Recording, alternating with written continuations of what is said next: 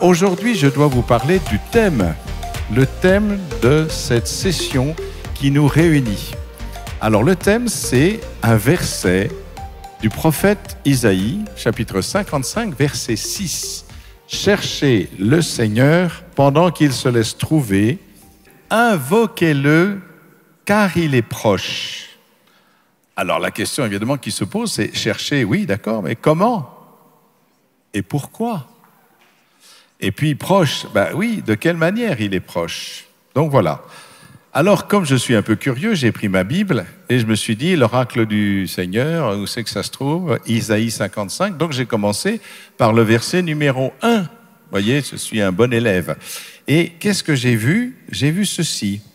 Le début de cet oracle que nous venons d'entendre donne ceci. « Ô vous tous qui avez soif, venez vers l'eau. Vous-même qui n'avez pas d'argent, venez, achetez du blé, mangez sans argent et sans payer, du vin et du lait. » Peut-être ça vous rappelle quelque chose, c'est un des textes que l'on prend pour la vigile pascale. C'est un des nombreux textes, vous savez, qu'on prend pour le soir, la nuit de la résurrection de notre Seigneur. Mais donc vous tous qui avez soif, venez vers l'eau, venez sans argent, voilà, sans payer, le vin et le lait. Mais le même prophète, auparavant, avait parlé de la désolation du peuple d'Israël. Ce peuple était en exil à Babylone. Il se sentait totalement abandonné par le Seigneur, loin du temple de Dieu, loin de Jérusalem. Et voilà ce que dit justement Isaïe. Les malheureux et les indigents cherchent de l'eau et rien. Leur langue est desséchée par la soif. Moi, le Seigneur, je les exaucerai. Moi, le Dieu d'Israël, je ne les abandonnerai pas. Sur des monts dénudés, je ferai couler les fleuves et des sources au milieu des vallées. Je changerai le désert en étang, la terre aride en source d'eau. Vous voyez le constat que Dieu fait du dessèchement, effectivement, de ce peuple qui se sent totalement abandonné.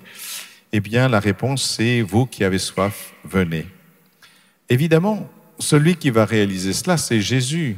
Rappelez-vous cette rencontre avec la Samaritaine.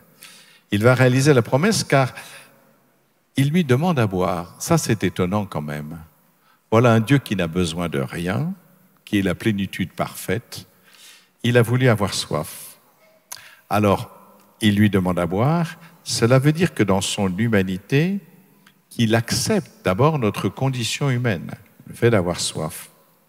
Et en réponse au sarcasme de la Samaritaine, qui est toute contente qu'un Juif vienne lui demander à boire, ces Juifs qui, d'habitude, humilient les Samaritains, voilà que celui-là lui demande à boire. Elle triomphe.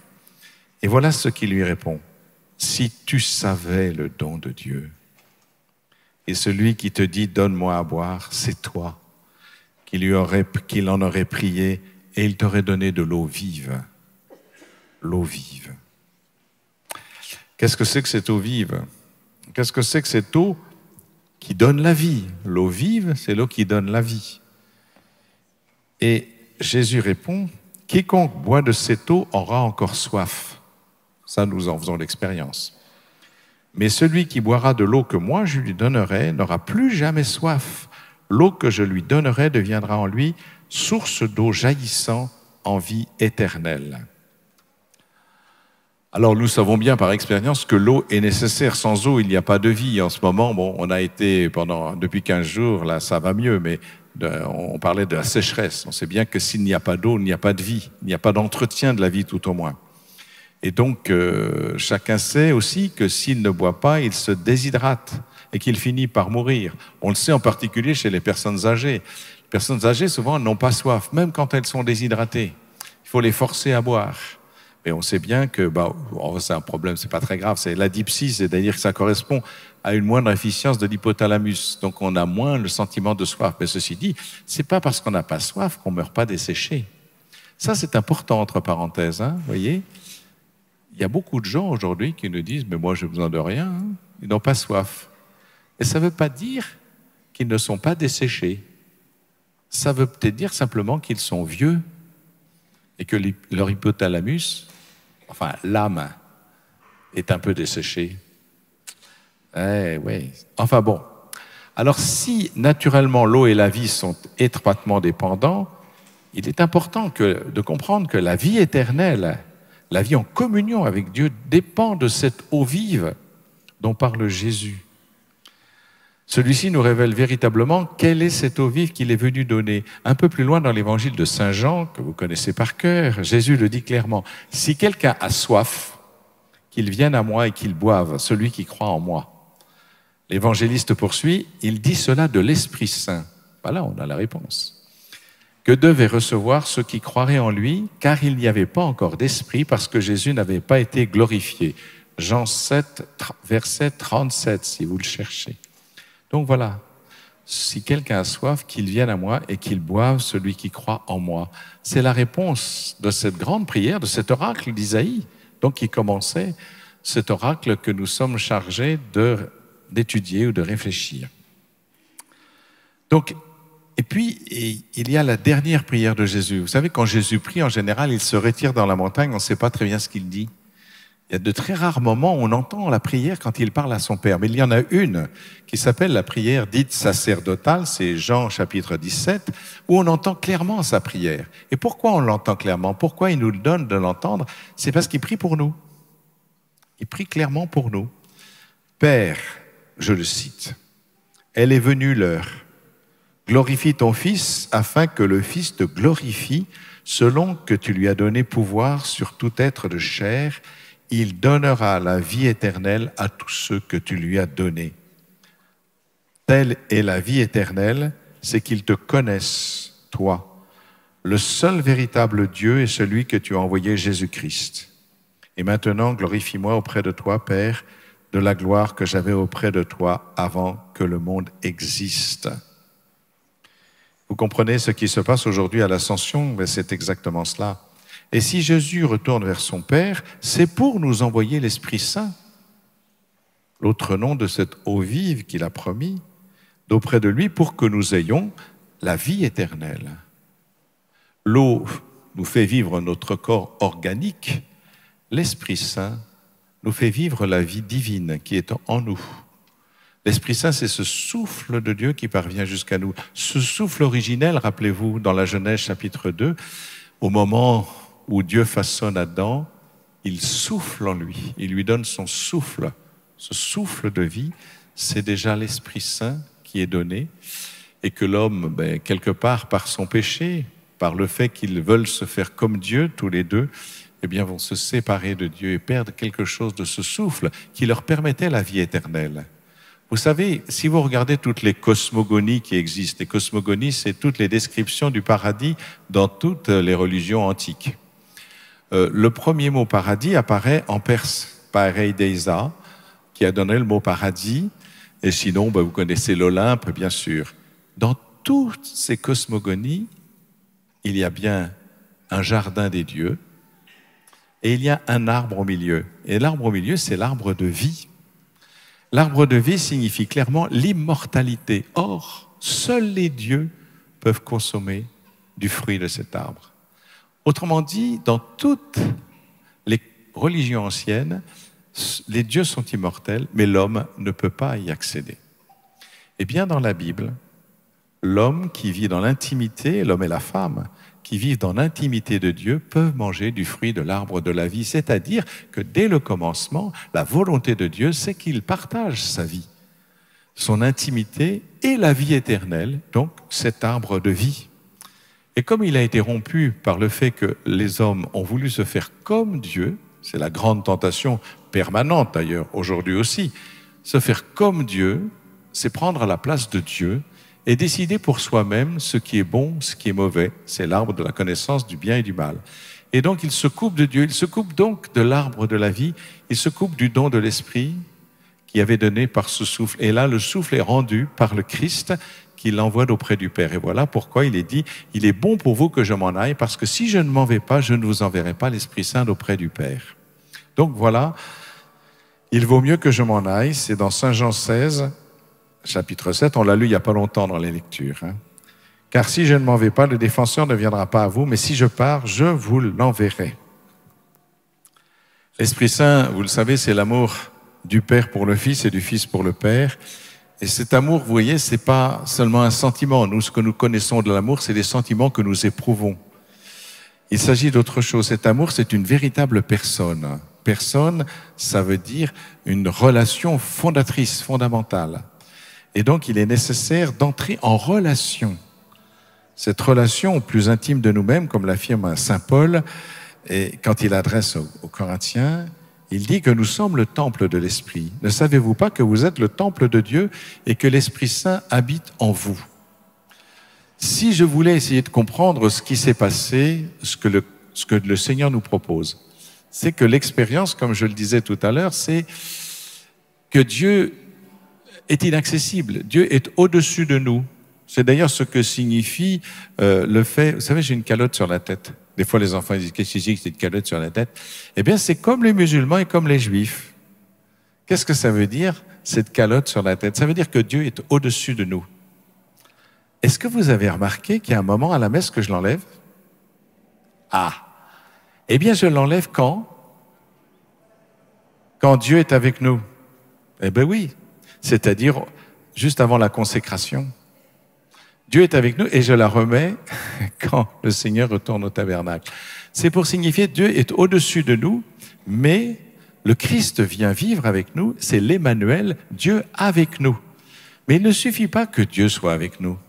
La preuve, c'est qu'il a été avec nous et qu'on l'a crucifié.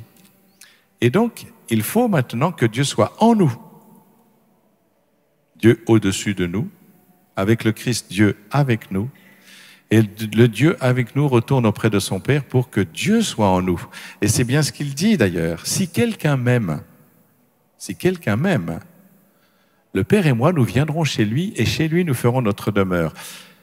Si quelqu'un m'aime, c'est-à-dire si quelqu'un reçoit l'Esprit Saint, parce que le véritable amour, ce n'est pas seulement ce qu'on peut vivre nous-mêmes, c'est ce don de Dieu qui est l'amour absolu du Père pour le Fils, du Fils pour le Père, qui s'appelle l'Esprit Saint, qui est une personne qui vient en nous pour que le Père et le Fils viennent en nous.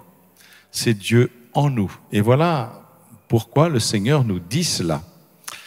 Ne savez-vous pas que vous êtes le temple de Dieu et que l'Esprit de Dieu habite en vous? Il s'agit d'un pur don gratuit de Dieu. Les apôtres recevant l'Esprit Saint, ils n'ont pas été dignes. C'est-à-dire que, quand même, il n'y en a pas un qui est resté avec le Christ. Certes, Jean est revenu au pied de la croix, peut-être, mais enfin, n'empêche que... Donc, ce n'est pas une question de dignité. Sans aucun mérite, il leur est donné l'Esprit Saint. Eh bien voilà, venez boire de l'eau gratuitement. C'est cela. Parce que nous, c'est toujours donnant-donnant. Hein. C'est donnant, win-win, comme on dit, gagnant-gagnant. C'est toujours la réciprocité. Non, c'est pas la réciprocité, c'est la gratuité. Il faut absolument que les chrétiens sortent de la réciprocité qui gouverne le monde pour entrer dans la gratuité, puisque Dieu, la grâce, le mot grâce, c'est la même étymologie que le mot gratuité. Autrement dit, si nous voulons recevoir la grâce, il faut rentrer dans la gratuité. Rentrer dans la gratuité, c'est d'abord accueillir ce qui est donné. Oui, accueillir ce qui est donné. Parce que si nous sommes dans un état de réception, je crois que nous pouvons donner. Si nous faisons des efforts pour obtenir quelque chose, nous prenons, et du coup, une fois qu'on a pris, on n'a pas envie de le donner.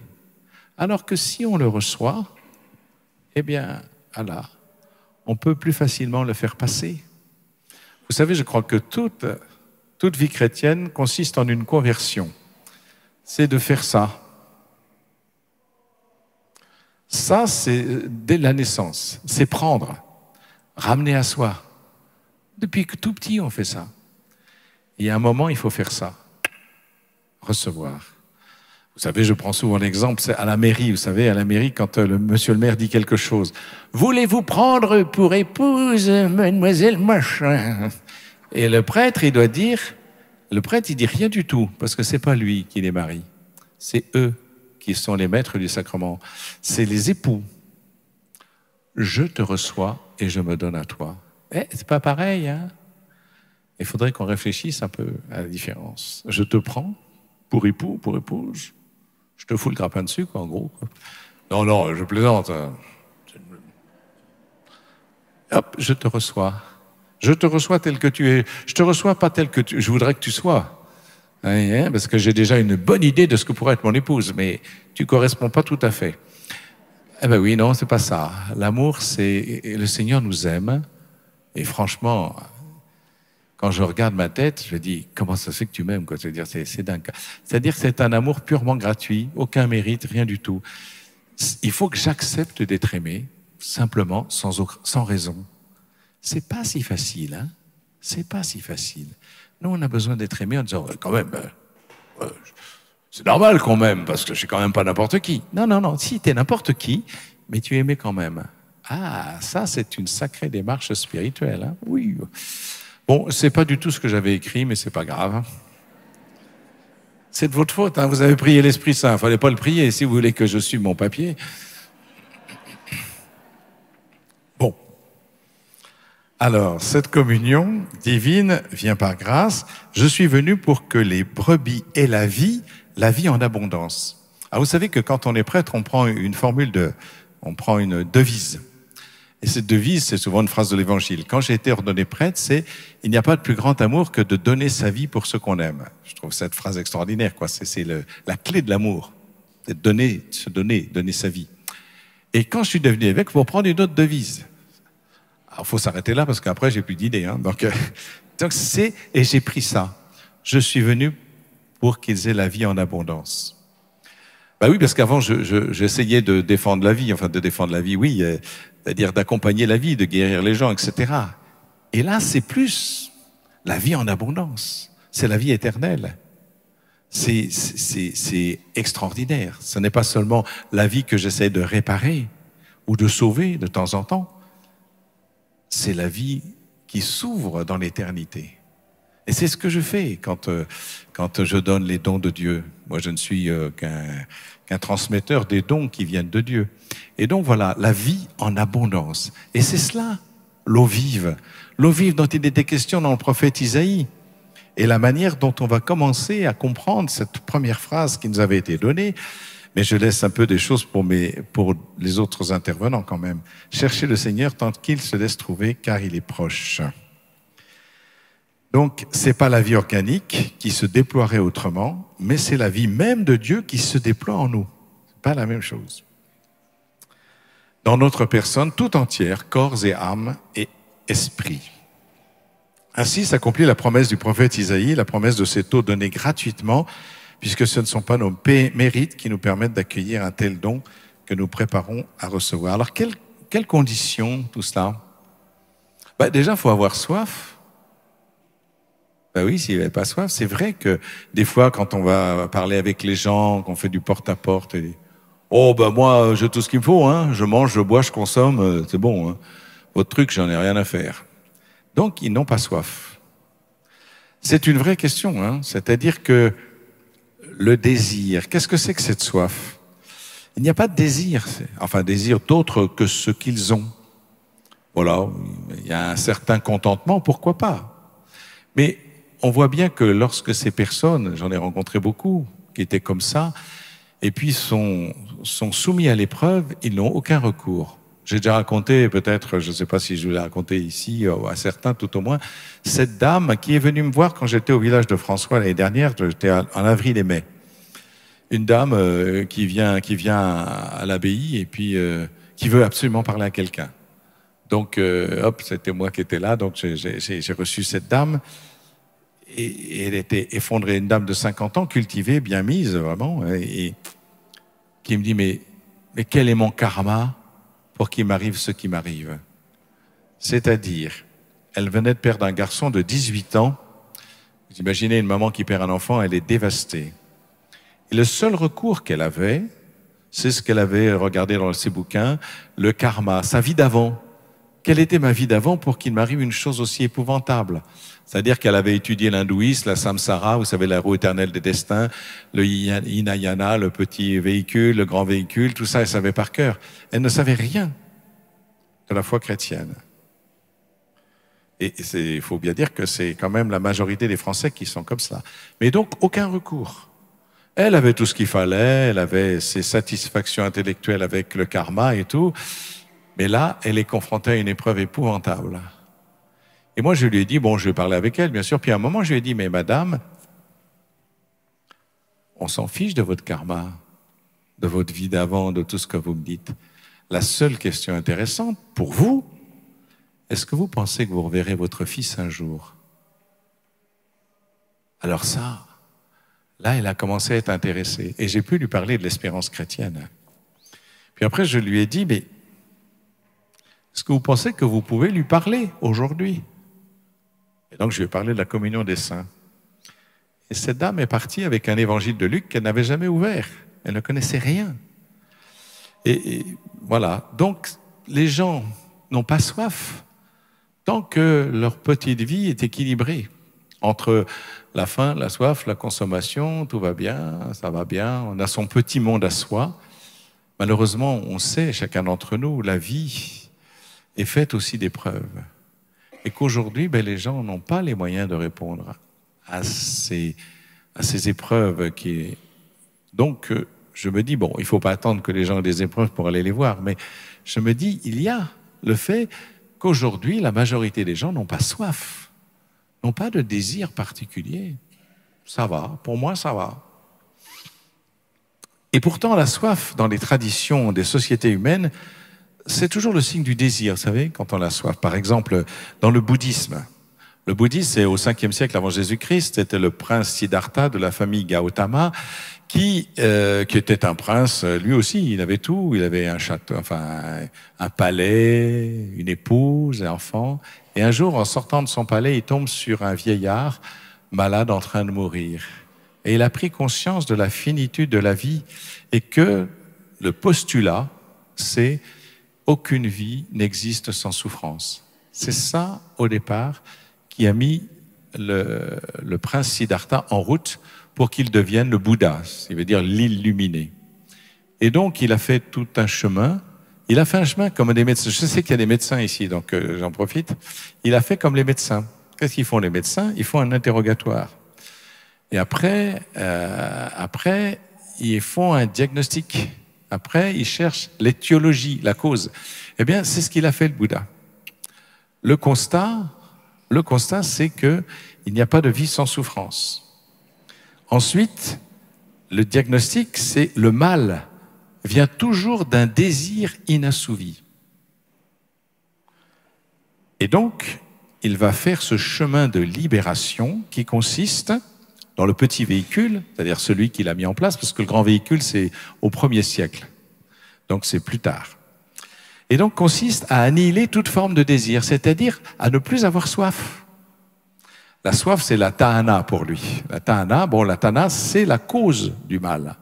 Et donc, on supprime tous les affects. L'abolition de cette soif conduit au nirvana. Le nirvana, c'est pas en plane, hein, c'est ne plus en sentir c'est ressentir la paix par l'absence d'affect. Voilà. Et c'est la voie moyenne qu'il préconise, c'est-à-dire la recherche du bonheur dans les plaisirs sensuels sont à éliminer, ainsi que les mortifications ascétiques trop sévères. Donc c'est ce qu'il appelle la voie moyenne. Dans l'hindouisme, c'est la fameuse samsara, la roue éternelle des destins, avec les réincarnations successives.